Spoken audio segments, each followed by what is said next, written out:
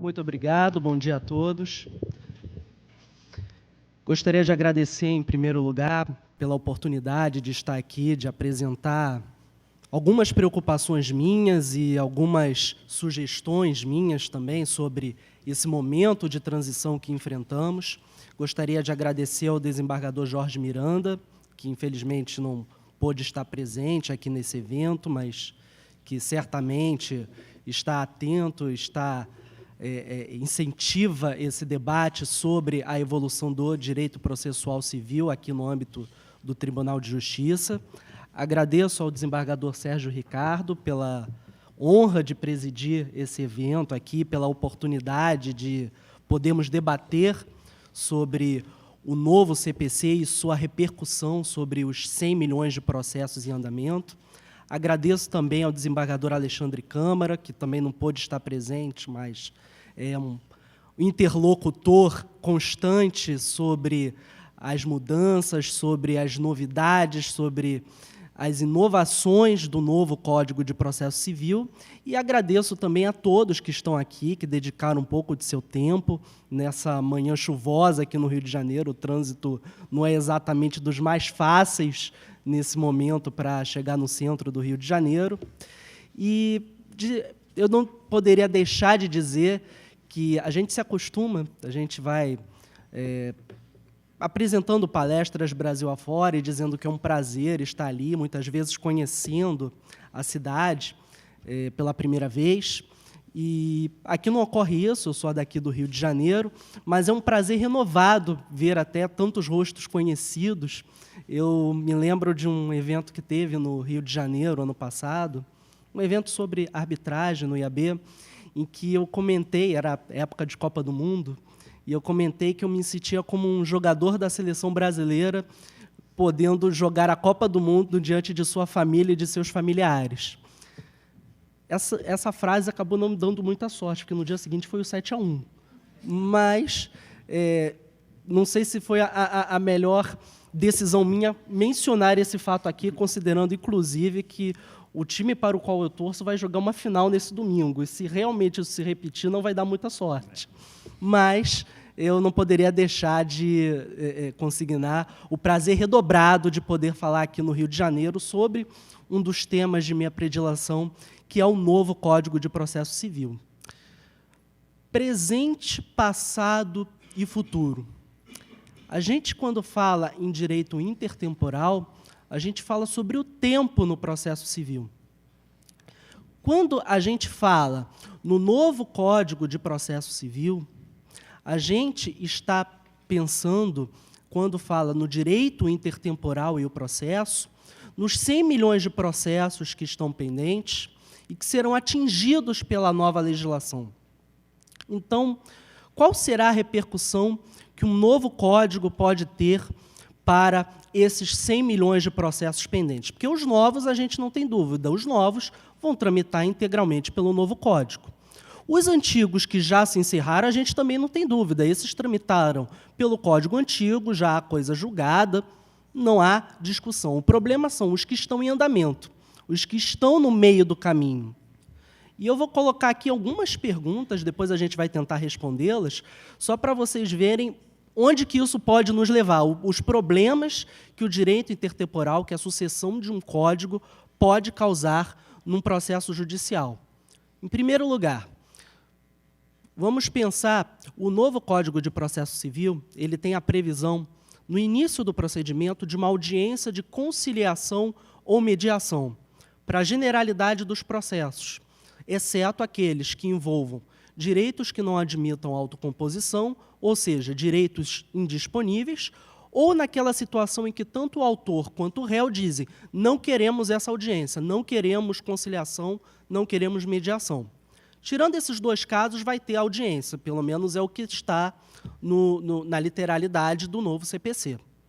A minha pergunta é a seguinte: considerando que temos um processo em que já foi determinada a citação no procedimento ordinário pelo Código antigo, o qual não prevê uma audiência no início do procedimento, pode até ter uma audiência de conciliação, mas depois, ao final da fase postulatória, E se essa citação já foi determinada, o mandado de citação já está na mão do oficial de justiça, e aí entra em vigor o novo código, eu pergunto, o que acontece? Vai ser marcada a audiência de conciliação ou de mediação, ou o processo vai seguir como se fosse pelo Código de Processo Civil de 73? Primeira pergunta. Segunda pergunta. Nós temos uma decisão interlocutória. Essa decisão interlocutória foi proferida sob a vigência do Código de Processo Civil de 73. No meio do prazo, ali no 7º dia do prazo, entra em vigor o novo CPC. E no novo CPC, essa decisão interlocutória ela não é agravável, porque no novo CPC, nem toda decisão interlocutória vai ser agravável de imediato. A gente tem um rol, que é um rol presumivelmente taxativo, no artigo 1015 do novo CPC. Tem várias hipóteses, que decisão que julga incidente de desconsideração, decisão que aprecia o mérito da causa, decisão que aprecia tutela de urgência, mas não é uma hipótese, é um rol taxativo. Então, por exemplo, uma decisão interlocutória que indefere uma determinada prova, no novo CPC, não vai ser agravável de imediato. Você vai ter que esperar a apelação para, eventualmente, trazer isso ao conhecimento do tribunal, ao conhecimento da segunda instância. Então, se nós tivermos uma decisão que indefere a prova, no CPC de 73, no 7º dia do seu prazo, entra em vigor o novo CPC. Pergunta, você vai poder agravar ou não vai poder agravar desta decisão?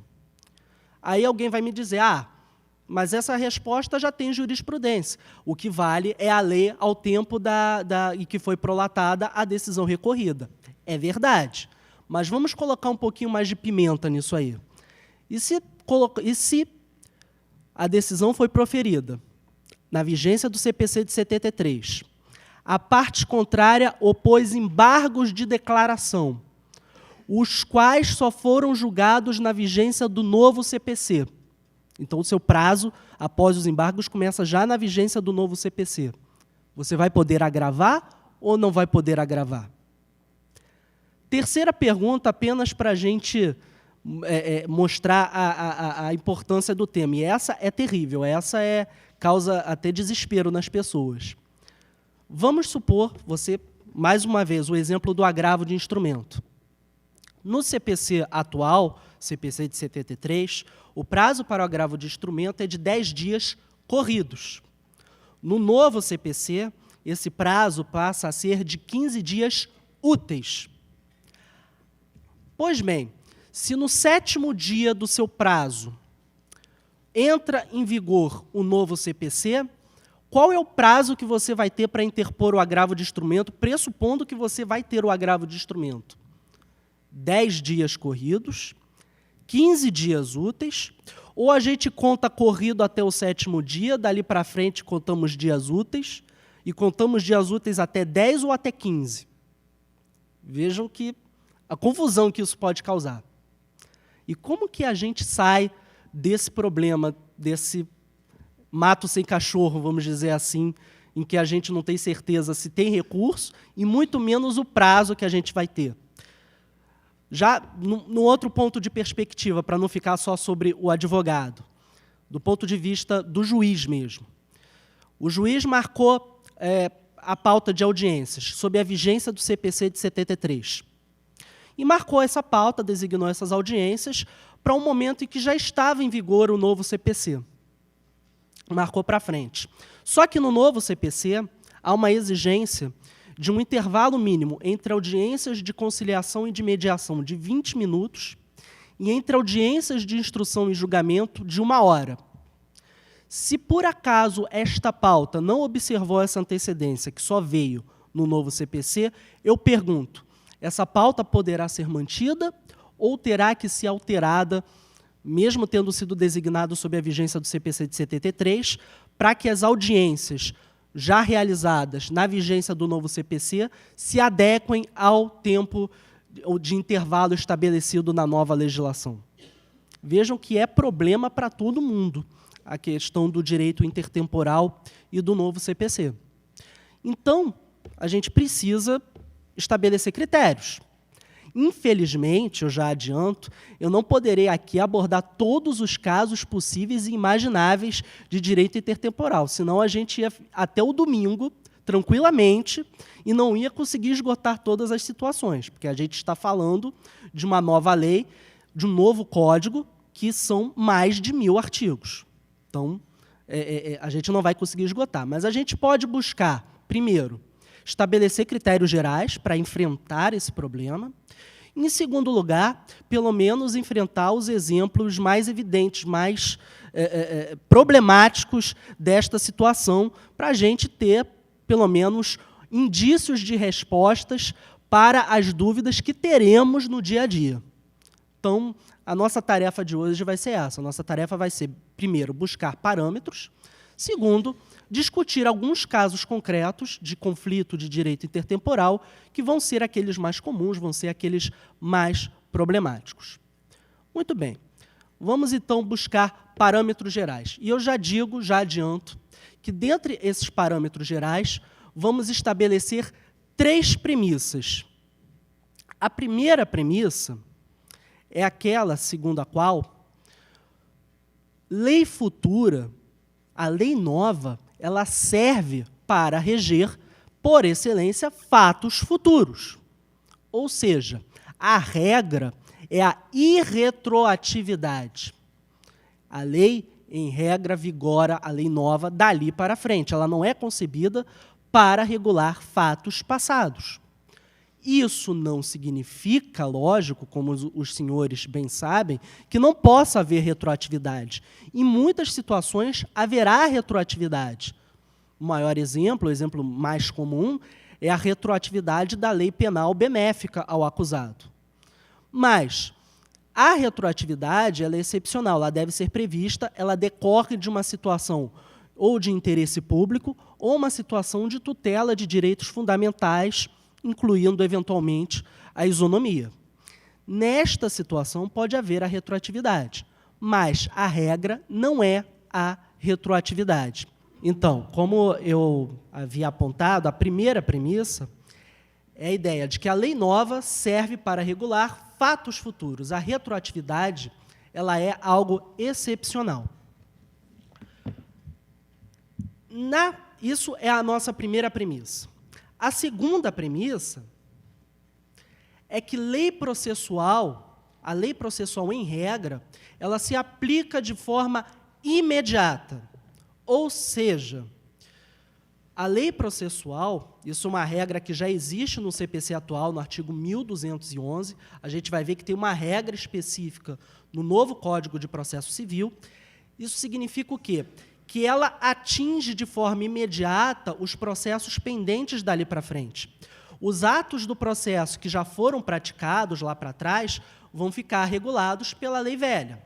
Mas os atos processuais que vierem a ser praticados nos processos pendentes, esses vão ser atingidos pela lei nova.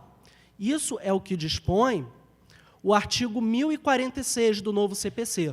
Vai dizer que, ao entrar em vigor este código, é a regra geral de direito intertemporal, suas disposições se aplicarão desde logo aos processos pendentes, ficando revogada a Lei 5839, que é o CPC de 1973. Isso não significa que não possa ocorrer, isso é uma premissa geral, isso não significa que não possa ocorrer em situações específicas, quando houver previsão legal, que não haja essa aplicabilidade imediata, que haja uma aplicabilidade só às ações que vierem a ser ajuizadas na vigência da lei nova. Isso é o que ocorre, por exemplo, no artigo 192 da atual Lei de Recuperação Judicial. Lá, quando veio a nova Lei de Recuperação Judicial e Falências, se dizia que as falências e concordatas ajuizadas sob a vigência da lei anterior, que era o Decreto-Lei 7661, por ele continuariam sendo processadas. As novas seriam processadas pela nova Lei de Recuperação Judicial e Falência. Mas havia uma previsão expressa nesse sentido, se entendeu conveniente isso. Mas a regra geral, tratando-se de direito processual, é a aplicabilidade imediata das normas processuais. E daí vem uma dificuldade. Uma dificuldade, quando a gente fala de direito intertemporal, que em um único processo a gente pode ter atos processuais regidos pela lei antiga, pelo CPC de 73, no nosso caso, e vamos ter atos processuais regidos pelo novo CPC. Isso, dependendo da inter-relação que haja entre um ato processual e outro, pode causar problemas. A gente vai ver como contornar algumas dessas situações. Então, essa é a segunda premissa. A terceira premissa é o respeito às situações jurídicas consolidadas, ou seja, nada obstante a lei nova se aplique de forma imediata, nada obstante a lei nova ela se aplique aos processos em curso, a lei nova deve respeitar situações jurídicas consolidadas. Na Constituição, há a previsão de que a lei respeitará o ato jurídico perfeito, o direito adquirido e a coisa julgada. No processo civil, nós também temos atos jurídicos perfeitos processuais e também temos direitos adquiridos no processo, fora, evidentemente, a coisa julgada. A gente vai ver em que situações isso vai se aplicar. Por exemplo, é por conta disso que se fala que o direito à interposição de um recurso é regido pela lei vigente ao tempo que essa decisão recorrida foi proferida. Por quê? Porque a parte, quando foi proferida essa decisão sob a lei velha, ela teve direito adquirido à interposição do recurso. A lei nova não pode retirar esse direito dela. É por conta disso. Então, naquela nossa pergunta, o agravo, vai ter agravo ou não vai ter agravo se a decisão foi proferida ao tempo do CPC de 73? Vai ter agravo porque vigora a regra ao tempo da decisão recorrida. Vai ter agravo porque a parte tinha direito adquirido a, se quisesse, interpor o agravo. Se vem a nova lei no meio do prazo dela e retira o direito ao agravo, isso não tira a situação jurídica consolidada. Essa regra, ela também está no novo CPC. Não a regra específica do direito adquirido ao recurso, mas o respeito às situações jurídicas consolidadas. É o artigo 14, que é uma síntese das três premissas que nós falamos. A norma processual não retroagirá e será aplicável imediatamente aos processos em curso, respeitados os atos processuais praticados e as situações jurídicas consolidadas sob a vigência da norma revogada. É justamente isso que nós falamos. Então, como premissas gerais, o que nós temos como premissas gerais no direito intertemporal a respeito do novo CPC? Três premissas, eu repito. 1. O novo CPC vai estar vocacionado a reger atos processuais que forem praticados no futuro, ou seja, após o novo CPC estar em vigor, e quando ele vai estar em vigor? Ele vai entrar em vigor no dia 18 de março de 2016, essa é a data, porque é um ano após a sua publicação no Diário Oficial, um ano de vacácio. Então, após essa data, em regra, novo CPC. Segunda premissa, aplicabilidade imediata do novo CPC aos processos pendentes. E terceira premissa, respeito às situações jurídicas consolidadas sob o CPC antigo.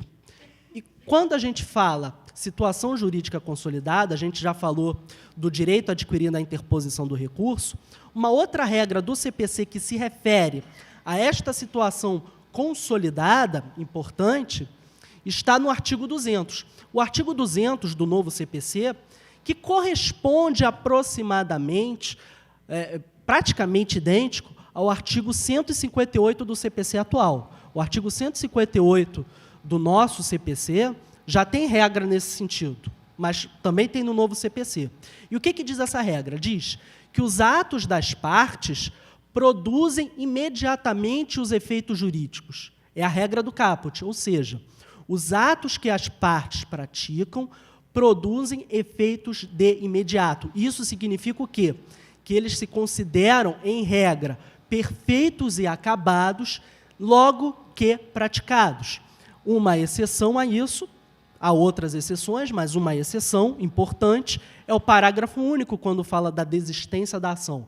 A desistência da ação, que leva à extinção sem resolução de mérito, ela só se considera perfeita e acabada quando, uma vez desistida, apresentada a desistência, há a homologação judicial. Então, portanto, nessa situação, a gente já tem uma resposta clara. Se houve uma desistência, ainda não houve homologação, e essa desistência foi atingida pela lei nova, aqui não há situação jurídica consolidada. Por quê? Porque a própria legislação diz que essa situação só se consolida com a homologação da desistência pelo juiz. Bom, esses são os critérios gerais. E aí, com esses critérios gerais, eu trouxe aqui diversas hipóteses casuísticas, e eu acho que direito intertemporal não tem como fugir disso, é casuístico mesmo.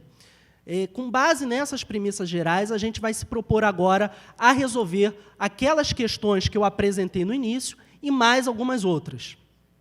E vamos lá. Primeira questão. A primeira questão que eu tinha falado era da audiência de conciliação ou mediação. Era da audiência de conciliação ou mediação que havia sido, que poderia ou não ser designada no processo que foi atingido pelo novo CPC, quando o mandado de citação já estava com o oficial de justiça. Nessa situação, designa-se ou não designa-se a audiência de conciliação ou de mediação? Qual é o parâmetro aqui? O parâmetro aqui é o seguinte: se já houve a citação, não tem, o processo vai seguir já da forma como foi estabelecida pelo CPC de 73, pelo menos no que tange ao prazo para apresentação de defesa, porque no novo CPC, apenas para quem ainda não tomou conhecimento, quando for designada a audiência de conciliação ou de mediação, isso não é igual ao procedimento sumário que a gente tem hoje, não. Não é igual porque no procedimento sumário que nós temos hoje, a gente apresenta a contestação na audiência. No novo CPC, não. Você primeiro tem a audiência de conciliação ou mediação, você não apresenta a defesa, o seu prazo, se não sair acordo, vai começar a correr da data da realização dessa audiência. É algo mais ou menos parecido em termos de procedimento, não em termos de substância, ao que ocorre na ação possessória quando você tem aquela audiência de justificação. Ou seja, o prazo vai começar a correr após a realização da audiência. Ocorrida a citação sob a vigência do CPC de 73, essa citação configura ato jurídico perfeito. Portanto, o novo CPC vai ter que respeitar este ato jurídico. Ou seja, o seu prazo para a defesa vai continuar sendo aquele prazo, em regra, 15 dias da juntada do mandado de citação aos autos. Nesse sentido, até vale a gente mencionar uma regra específica do 1046, parágrafo 1º, que diz: as disposições do CPC de 73 relativas ao procedimento sumário e procedimentos especiais que forem revogadas, aplicar-se-ão às ações propostas e não sentenciadas. O que significa isso? Significa que, se tiver sido designada uma audiência pelo procedimento sumário, e quando entrou em vigor o novo CPC, já havia ocorrido a citação, nesta situação, vai se realizar a audiência do procedimento sumário. Nesta situação, você vai ter que apresentar a contestação em audiência. Por quê? Porque vai se respeitar o ato jurídico da citação, que já está pronto, já está concluído. Pode ocorrer de ainda não ter ocorrido a citação. Nesta situação, em que, entrando em vigor o novo CPC, ainda não houve a citação, a solução mais adequada é, se ainda não saiu o mandado de citação, determina-se que ele saia já ajustado ao novo CPC. Se esse mandado está com o oficial de justiça, mas ainda não houve a citação, nada impede que seja determinado o recolhimento desse mandado para que ele seja ajustado ao novo CPC. Então, esse seria a resposta para essa primeira pergunta. A segunda pergunta, a do agravo de instrumento, a gente já respondeu em parte ela. A gente já tinha respondido naquela situação. Tem ou não tem agravo de instrumento? Nesta situação, você teria o direito adquirido à interposição do recurso, sob a vigência da lei velha, e aí eu tinha acrescentado uma outra hipótese. Mas e se a parte contrária opõe embargos de declaração? Nesta situação, vejam, a gente falou de direito adquirido à interposição do recurso. Se é direito adquirido à interposição do recurso, o fato de a parte contrária apresentar o embargo de declaração não lhe retira o direito adquirido à interposição do recurso. Portanto, os embargos de declaração não vão influenciar, lógico. Se você, após os embargos, ainda tiver interesse na interposição do recurso, não vão influenciar no seu direito à interposição do agravo de instrumento, exceto, e aí eu chamo a atenção disso, pode ocorrer que a razão de sua insurgência esteja única e exclusivamente na decisão dos embargos. Ou seja, naquela primeira decisão que foi proferida no CPC de 73, você nem ia recorrer daquilo. Aí vieram os embargos da parte contrária e foram acolhidos, e o que foi acolhido é o que você quer recorrer. Só que aquela situação ali não enseja um agravo imediato no regime do novo CPC. Nessa situação, você não vai ter recurso. E por que você não vai ter um recurso imediato? Você pode deixar para apelação, mas não vai ter o agravo imediato, porque não existe direito adquirido à interposição de uma decisão que ainda não foi proferida.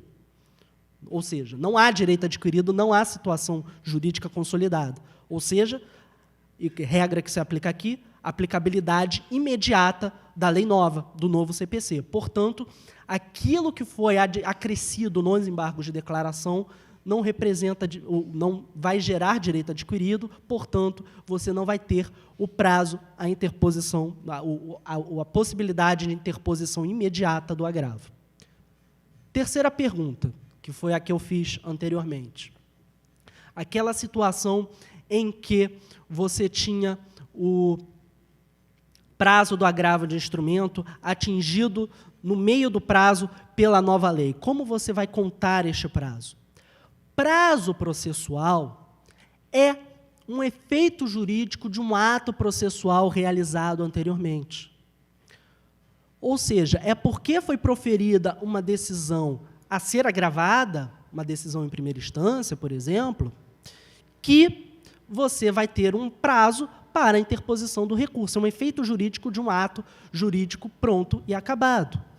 Portanto, prazos processuais iniciados sob o CPC de 73 vão se regular integralmente sob a luz do CPC de 73.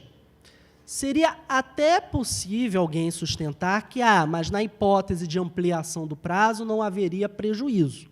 Mas, do ponto de vista de respeito ao ato jurídico perfeito, me parece que a melhor solução é aplicar integralmente o prazo da lei velha. Senão, a gente está dizendo o seguinte, a gente está dizendo que o novo CPC vai regular o prazo processual para impugnar um ato que foi praticado no CPC velho. Ou seja, a gente está promovendo uma retroatividade da norma processual. E a gente já falou que a retroatividade é exceção, ela pode ocorrer, mas é exceção. A regra é a irretroatividade, é a incidência da lei nova para os atos futuros que foram praticados na sua vigência.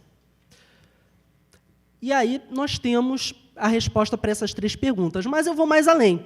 Eu vou fazer mais algumas perguntas aqui para a gente ter um espectro mais amplo dessa questão de direito intertemporal. Como eu disse, não vou conseguir esgotar todas as possibilidades, mas a gente vai enfrentar as principais situações na vigência dessa fase de transição. Então, a outra pergunta que eu cheguei a fazer no início, a questão do intervalo das audiências. O juiz designou as audiências sem observar o intervalo de 20 minutos entre uma audiência de conciliação e outra, ou o intervalo de 1 hora entre uma audiência de instrução e julgamento e outra. A gente tem que desfazer essa pauta ou não? E, mais uma vez, aqui, Vai aplicar-se a regra do CPC antigo. Por quê?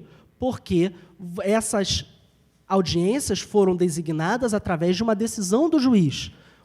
Decisão do juiz também é um ato jurídico perfeito no âmbito do processo civil. Você não pode trazer um vício de forma, um vício formal, superveniente a um ato jurídico. Não existe. O vício de forma, a invalidade, ela é necessariamente congênita do ato processual. Não existe invalidade superveniente. Pode não existir ineficácia superveniente, mas não invalidade superveniente. Você tem que respeitar essa decisão que foi proferida como ato jurídico perfeito ao tempo do CPC de 73. Portanto, a regra de direito intertemporal aqui é de acordo com a data da designação. Lógico, se essa data da designação já foi ao tempo do CPC novo, vai ter que respeitar o intervalo, porque está sob a lei nova. Mas se a designação foi sob a lei antiga, ainda que as audiências venham a se realizar sob o CPC novo, você vai respeitar o ato praticado na vigência do CPC de 1973. Outra pergunta, e agora vamos para mais perguntas aqui, eu formulei várias, então, enfim, vamos ver até onde a gente consegue ir com isso. No CPC, no artigo 489 do CPC, há a previsão da fundamentação analítica das decisões judiciais. Ou seja, entre outras previsões, há uma proibição de que a decisão se refira apenas genericamente ao dispositivo legal. Por exemplo, no novo CPC não vai ser admitida uma decisão nos termos do artigo 273, indefiro a liminar. Não. A decisão vai ter que explicitar, vai ter que especificar de forma concreta por que a liminar foi indeferida ou por que a liminar foi deferida. Se nós formos considerar isso, qual o critério de direito intertemporal que se aplica ao dever de fundamentação analítica? Alguém pode sustentar. A fundamentação analítica ela já existe no CPC atual, ela já se constrói a partir do dever de fundamentação, perfeito. Mas vamos afastar isso, não é isso que a gente está discutindo aqui. Vamos supor que o dever de fundamentação analítica é um novo requisito para as decisões judiciais, ou, pelo menos, é um requisito que no novo CPC é mais amplo do que no CPC de 73. Porque, se não teve mudança, não tem discussão de direito intertemporal. Mas vamos supor que houve mudança. Se aplica desde quando essa regra? Vai se aplicar, mais uma vez, aquilo que a gente falou. Não existe invalidade superveniente. Portanto, se aplica a lei vigente ao tempo em que é prolatada a decisão. Decisão prolatada ao tempo do CPC de 73, regra antiga. Decisão prolatada ao tempo do novo CPC de 2015, lei nova. Ordem cronológica. Há uma previsão no artigo 12 do novo Código de Processo Civil de que os processos deverão ser sentenciados conforme a ordem cronológica de conclusão. Ou seja, não vai se poder passar, por exemplo, aquela ação que é mais simples na frente de uma outra mais complexa, se essa ação mais simples foi encaminhada à conclusão posteriormente. Vai ter que se observar a ordem que os processos são remetidos ao gabinete. Pergunta: desde quando, em relação aos processos pendentes, em relação aos processos que já estavam conclusos, porque o evento deflagrador da ordem cronológica é a conclusão, em relação aos processos que já estavam conclusos ao tempo do antigo CPC, vem o novo CPC, qual é a regra de direito intertemporal que se aplica aqui? Aqui tem regra específica. Aqui é o artigo 1046, parágrafo 5º. Diz que a primeira lista de processos para julgamento em ordem cronológica observará a antiguidade da distribuição entre os já conclusos, ou seja, aqueles que já estiverem conclusos ao tempo do antigo CPC e entra o novo CPC, a ordem cronológica será estabelecida pela data da distribuição entre esses processos que já estiverem conclusos. Os que vierem a ser conclusos posteriormente já seguem o regime da lei nova, portanto, já seguem o regime da data da conclusão, como estabelece o artigo 12 do Código de Processo Civil. Outra pergunta. No novo CPC, nós temos, está mais restrita, não foi extinta, mas é mais restrita, a tal da remessa necessária nas ações que envolvem interesse da Fazenda Pública. Então, você tem uma dispensa da remessa necessária num valor muito maior, que atinge 1.000 salários mínimos contra 60 salários no CPC atual. A pergunta é, desde quando se aplica esse novo regime da remessa necessária? Remessa necessária, a gente poderia pensar, bom, remessa necessária, ela não é recurso, ela não tem a voluntariedade de um recurso. Nada obstante, é um instituto que tem grande similitude com os recursos, que pode acarretar as mesmas consequências, por exemplo, de uma apelação. Pode acarretar a anulação da decisão que foi proferida contra a Fazenda Pública, pode acarretar a reforma, mesmo que não tenha sido interposta a apelação. E aí, qual é a regra que se aplica? Nesta situação, aplica-se a mesma regra de direito intertemporal dos recursos, ou seja, vale o regime vigente ao tempo da decisão que foi submetida à remessa necessária. E por quê? Porque, do ponto de vista, aí é uma questão de evitar surpresa para a Fazenda Pública. Por quê? Porque a Fazenda Pública tinha a legítima expectativa de ter um duplo exame, independentemente de ela interpor recurso, das decisões que assim estabelecia o CPC de 73. Não pode vir a lei nova e, de uma hora para outra, retirar o direito à remessa necessária, à previsão à remessa necessária, porque aí você vai estar surpreendendo a parte.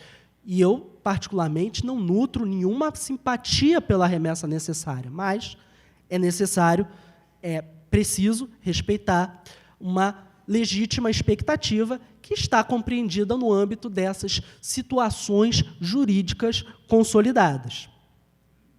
Mais um exemplo, mais uma pergunta. No novo CPC, nós temos o incidente de desconsideração da personalidade jurídica. Ou seja, no novo CPC, para haver a desconsideração da personalidade jurídica, ou você já pede na petição inicial, está lá no artigo 134, ou você já pede na petição inicial, ou, no meio do processo, se o ato que enseja a desconsideração você descobre no meio do processo, você instaura um incidente em que serão citados os sócios para responderem a essa alegação de que houve configuração de hipótese de desconsideração. Uma vez reconhecida a desconsideração, o processo segue com os sócios da pessoa jurídica incluídos no polo passivo. E há uma previsão no novo CPC de que é obrigatória a utilização desse incidente, inclusive se você penhorar um bem de um sócio da empresa sem ter previamente observado esse incidente, você vai ser cabível, inclusive, a utilização de embargos de terceiro, há essa previsão no novo CPC. A pergunta que se faz é, a partir de quando é obrigatória a utilização deste incidente nos processos pendentes? Aplicabilidade imediata, pura e simples. Ou seja, aquelas situações em que já foi deferida a desconsideração da personalidade jurídica ao tempo do CPC de 73, serão respeitadas. Você não vai desfazer nenhuma desconsideração já deferida. Agora, aquelas que ainda não tiverem sido apreciadas, ainda que o requerimento seja anterior, tá? Porque o marco temporal aqui não é a data que a parte pede a desconsideração, é a data do deferimento. Se ainda não tiver sido apreciada, vai ter que ser observado o requisito do incidente de desconsideração da personalidade jurídica ao tempo do novo CPC, portanto, segue a lei nova. Ou seja, desconsideração já deferida, lei velha, desconsideração ainda não apreciada, lei nova.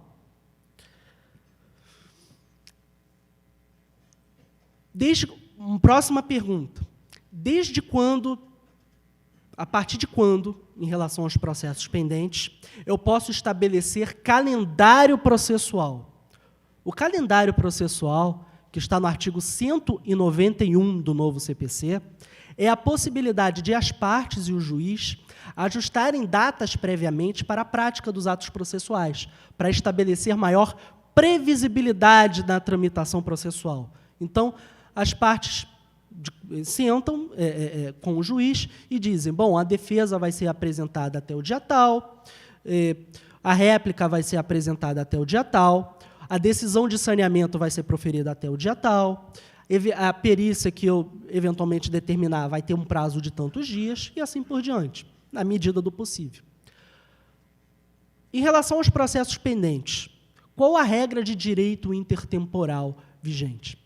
A regra de direito intertemporal, esse é um ato que pode ser praticado a qualquer momento. Portanto, pode ser praticado em qualquer processo pendente. Agora, lógico que, a depender da fase em que esse processo se encontra, não tem maior proveito no calendário processual. Se é um processo que já, por exemplo, já terminou a instrução processual, já está indo para a conclusão para dar sentença, não tem muito sentido você estabelecer calendário processual. Vai fazer maior sentido naqueles processos que estiverem em estágio inicial. Mas o fato de um processo ter sido ajuizado sob a vigência do CPC de 73 não significa que não possa haver calendário processual nele. E é a mesma regra, já adianto, para os tais negócios jurídicos processuais, em que as partes podem estabelecer regras sobre o procedimento, adaptar o procedimento processual ao caso delas, ou podem convencionar sobre os seus ônus, sobre os seus poderes. Por exemplo, as partes podem dizer que só vai ter apelação, não vai ter recurso para o Superior Tribunal de Justiça, ou podem convencionar sobre o ônus da prova, ou podem convencionar sobre quem vai pagar os honorários do perito. Enfim, em todas essas situações, podem ser aplicadas imediatamente aos processos em curso. O que ocorre é que, dependendo da fase que se encontre, pode não haver maior utilidade prática, mas, teoricamente, é possível, inclusive para os processos que tiverem sido ajuizados ao tempo do CPC de 73. Admissibilidade em primeiro grau.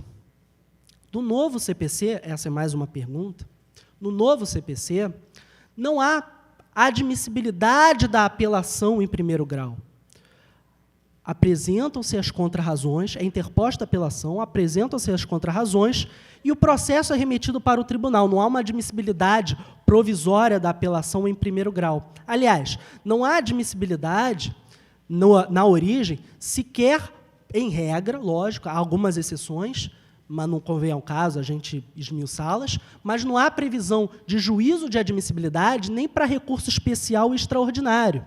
Ou seja, aquele juízo de admissibilidade que no cível é realizado pela terceira vice-presidência aqui no Rio de Janeiro, e, eventualmente, se for inadmitido, você tem o agravo em recurso especial ou o agravo em recurso extraordinário, isso desaparece. Ou seja, você vai interpor o recurso especial, a terceira vice vai determinar a intimação para apresentar contrarrazões, apresentadas, é remetido de imediato ao STJ, ou, se for extraordinário, é remetido de imediato ao Supremo Tribunal Federal. Há exceções que envolvem tramitação de recursos repetitivos, até situações que envolvam intempestividade, mas a regra geral não há admissibilidade. Nem na origem, lógico, a admissibilidade no STJ ou no STF.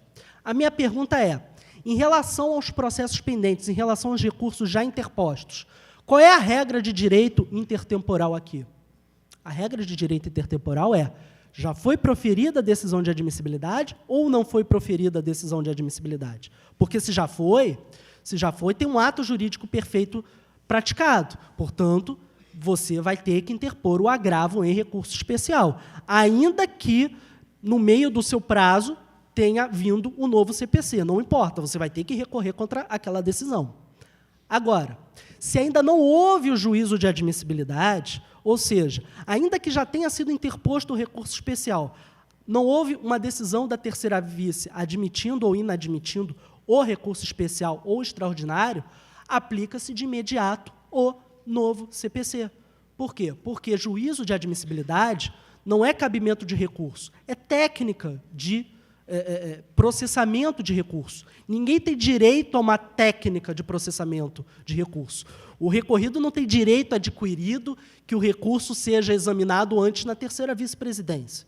Portanto, nessa situação, não há situação jurídica consolidada, aplicabilidade imediata. Recurso especial já interposto, sem juízo de admissibilidade, vai para o STJ, vai para o STF, ou, se for apelação, vai para o TJ, sem a admissibilidade prévia no juízo de origem. Mais uma pergunta. Tutela de evidência. No novo CPC, nós temos a previsão da tutela de evidência, que é uma tutela provisória, uma tutela liminar, mas que não depende do periculum in mora. É uma tutela que basta que haja determinadas situações que estão previstas no artigo 311, em que há elevadíssima probabilidade, é mais do que um fumus boniuris, é um fumus boniuris qualificadíssimo, porque ou há uma situação de abuso de direito de defesa, que já está previsto no Código atual, ou é uma situação que é fundada em julgamento de casos repetitivos envolvendo só prova documental. Enfim, há altíssima probabilidade de o autor estar certo. Pergunta, em relação aos processos pendentes, desde quando eu posso pedir tutela de evidência? Resposta, você vai poder pedir tutela de evidência em qualquer processo pendente, desde que, lógico, configurem-se os seus requisitos legais. Ou, no caso específico de abuso de direito, se isso já foi indeferido ao tempo do CPC de 73, você não vai poder reiterar o pedido simplesmente porque veio a nova lei que estabeleceu aquela mesma hipótese.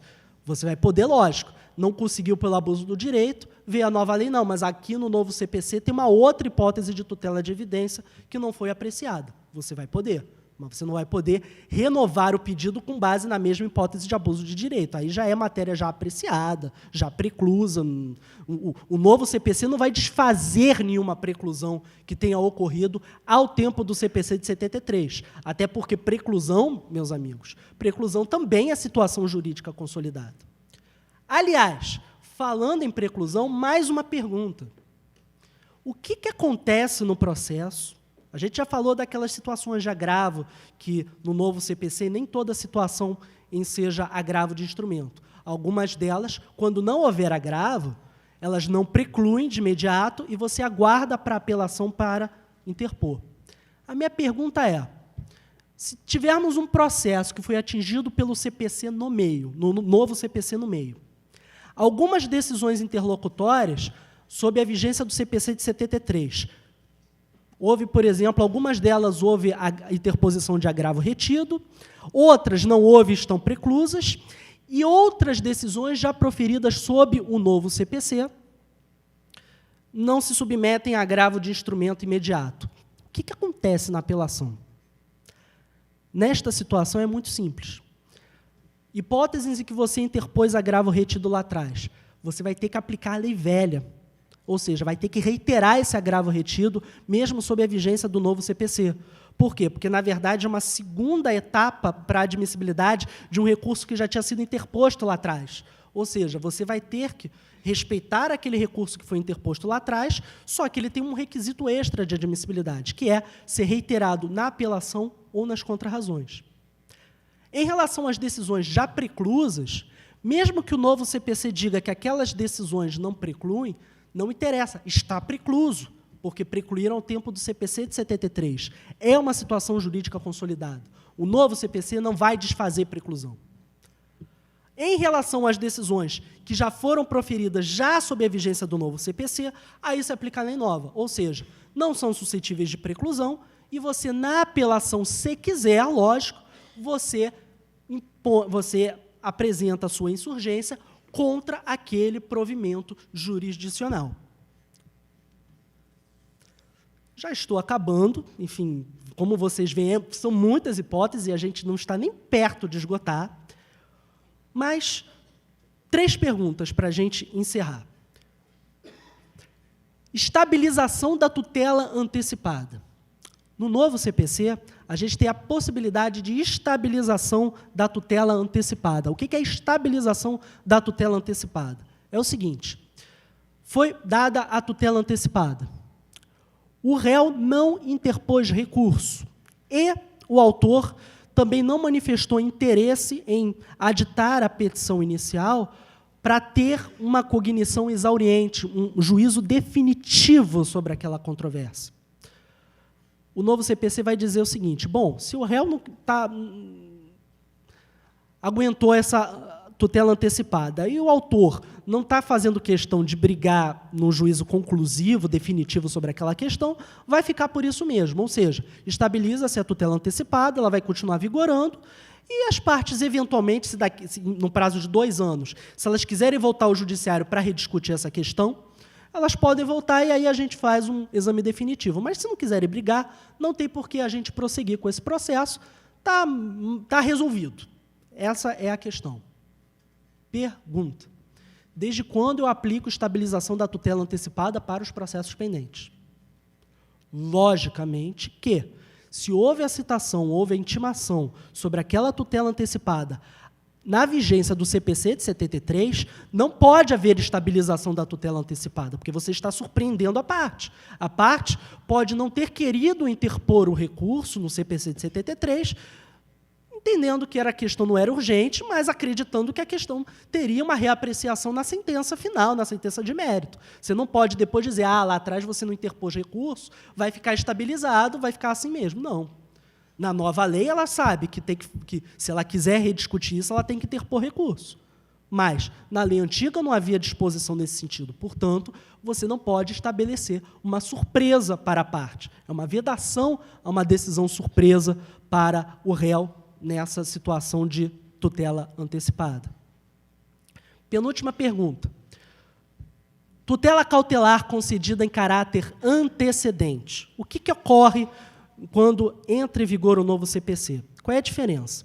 Hoje, nós temos a possibilidade de um processo cautelar preparatório e, concedida a cautelar, a parte tem 30 dias para ajuizar o processo principal, sob pena de cessar a eficácia da cautelar e, até de acordo com a STJ, a extinção da cautelar sem resolução de mérito. No novo CPC, isso muda. Não muda tanto, mas muda. Ou seja, você não precisa ajuizar um processo principal. Você pede a tutela cautelar, em caráter antecedente, e, no prazo de 30 dias da sua concessão, se assim você desejar, você deverá aditar o pedido, aditar a petição inicial nos mesmos autos, para que a cautelar não perca sua eficácia. O que ocorre em relação aos processos em curso com esse novo regime jurídico? Podem ter aí 3 situações. Lógico, se for uma cautelar incidental no curso do processo, nada muda, é igual.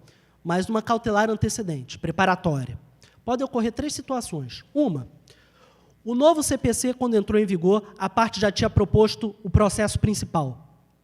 Nesta situação, preserva-se aquela demanda que foi proposta pela parte, é uma situação jurídica consolidada, o processo vai prosseguir. Processo cautelar, processo principal. Segunda hipótese, a parte não propôs o processo principal, mas já havia se esgotado o prazo de 30 dias. O que ocorre? Nesta situação, o CPC não vai desfazer o encerramento desse prazo, ou seja, aplica-se a regra do CPC antigo, essa cautelar cessará a sua eficácia, porque não foi observado o prazo de 30 dias, e, eventualmente, será extinta sem resolução de mérito. Terceira hipótese, quando entrou em vigor o novo CPC, ainda estava em curso o prazo de 30 dias. Nessa situação, a aplicabilidade imediata da lei nova. A parte terá que observar o prazo de 30 dias, porque está no novo CPC também, mas não precisará ajuizar um processo principal, poderá aditar o pedido nos autos da próprio processo cautelar, que passará a tramitar como um único processo principal. Última pergunta, já encerrando essa longa exposição que até, enfim, busquei de alguma forma também usar a palestra de direito intertemporal para falar um pouco das inovações que tem no novo CPC. Não sei se perceberam isso, a gente vai dando um voo de pássaro sobre o código. Última hipótese. No novo CPC, nós temos a previsão de formação de coisa julgada sobre questões prejudiciais. No CPC atual, só se forma coisa julgada sobre o dispositivo. Não se forma coisa julgada sobre fundamentação, não se forma coisa julgada sobre questão prejudicial, a não ser que tenha sido apresentada ação declaratória incidental. No novo CPC, não. No novo CPC, se tiver havido contraditório prévio e efetivo sobre a questão prejudicial, mesmo que não haja ação declaratória incidental, forma-se a coisa julgada, impede-se a rediscussão da matéria para processos futuros. Com que objetivo? Com o objetivo de maximizar, de incrementar a utilidade do processo, de ampliar o número de discussões que vão ser definitivamente discutidas. Há uma discussão se isso gera insegurança jurídica, eu, particularmente, não vejo com bons olhos esse dispositivo, mas não é essa a questão. A questão é saber, em relação aos processos pendentes, desde quando eu aplico esse regime jurídico da coisa julgada? E aqui há uma outra regra especial, que é o artigo 1054. Ele diz que o disposto no artigo 503, parágrafo 1º, que é o que fala da coisa julgada sobre questões prejudiciais, somente se aplica aos processos iniciados após a vigência deste Código, aplicando-se aos anteriores o disposto nos artigos 5º, 325 e 470 do CPC de 73. Esses artigos do CPC de 73 são os que se referem à ação declaratória incidental. Ou seja, aqui há uma regra específica que afasta a aplicabilidade imediata da norma processual nova. Ou seja, esta regra do 503, parágrafo 1º, ela somente irá se aplicar aos processos ajuizados sob a vigência do CPC, do novo CPC. Não vai atingir os processos pendentes, ou seja, aqui afastou-se aquela premissa de que há aplicabilidade imediata da norma processual, que, como a gente já disse, é uma premissa geral, mas não é uma regra absoluta. E por que se afastou esta premissa? Afastou-se essa premissa porque um dos requisitos para a formação da coisa julgada sobre questões prejudiciais é o contraditório prévio e efetivo. Porque as partes podem, muitas vezes, elas não discutem exaustivamente sobre a questão prejudicial, porque podem entender que aquela questão prejudicial não tem maior repercussão sobre o mérito, que é efetivamente sobre o que elas estão brigando. Então, elas não podem depois ser surpreendidas pela lei nova, e a lei nova dizer, aquela questão prejudicial lá atrás que você não brigou, agora vem uma lei nova, formou coisa julgada. Mas, peraí, se eu soubesse que ia formar coisa julgada, eu teria brigado sobre isso. Eu só não briguei porque eu achei que eu poderia rediscutir isso num outro processo. E é justamente para evitar essa surpresa, para preservar essa situação jurídica, que se afastou a regra geral da aplicabilidade da norma processual. Meus amigos, são muitos e muitos exemplos que eu poderia dar aqui, eu poderia dar outros mais. Inclusive, a gente tem realizado a cada 6 meses, os professores de processo civil, têm realizado a cada 6 meses um evento chamado Fórum Permanente de Processualistas Civis. Inclusive, vai ter um nesse fim de semana, em Vitória. Já é o 5º, em que a gente discute enunciados interpretativos sobre o novo CPC. E alguns deles falam sobre direito intertemporal, até esses enunciados estão publicamente disponíveis, quem tiver interesse. Muito do que eu falei aqui está desses enunciados, outras hipóteses não estão, logicamente, mas são discussões que estão em curso. Isso mostra da dificuldade, da complexidade que o direito intertemporal no processo civil pode nos trazer. E uma complexidade aumentada pelo fato de ser uma reforma completa da nossa legislação. Lógico, naquelas normas que são apenas reprodução do CPC de 73, não há discussão, mas naquilo que muda, como a gente tem 100 processos, 100 milhões de processos em curso, a gente tem um problema de saber que atos desses processos vão ser regulados pelo CPC de 73 e que atos serão regulados pelo novo CPC. E isso a gente consegue estabelecer critérios gerais, a gente consegue estabelecer parâmetros. Eu espero que todos esses exemplos concretos, eu tenho certeza que os senhores aqui vão enfrentar situações, casos, que não vão estar em nenhuma dessas perguntas que eu falei, foram um total de 15 perguntas que eu falei aqui. Eu tenho certeza que vocês vão enfrentar situações que não vão estar aqui compreendidas, mas eu espero que essa discussão, essa conversa, tenha sido útil para vocês.